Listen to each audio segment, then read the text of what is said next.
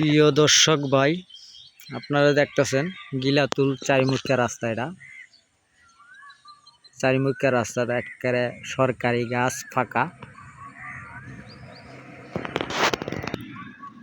এই গাছগুলা এভাবে কাটা হইতেছে, কিন্তু বন বিভাগীয় কর্মকর্তারা বিষয়টি জানার পরও তারা কোনো ব্যবস্থা নিচ্ছে না।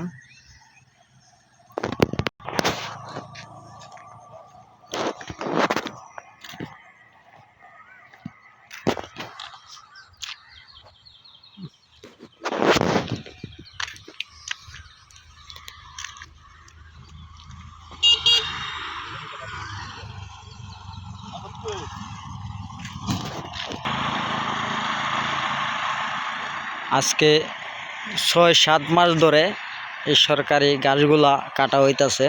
৬-৭ মাস ধরে কি সরকারি কর্মকর্তারা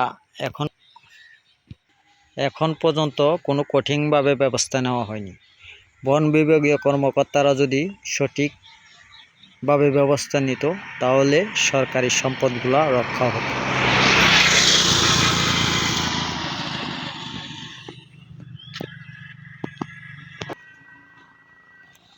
শত শত গাছগুলা কাটা হয়েছে।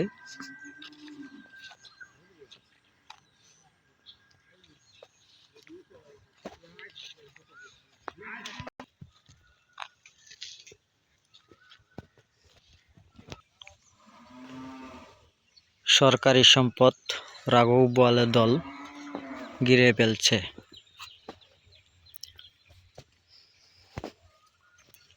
রাঘব বোয়ালের দলের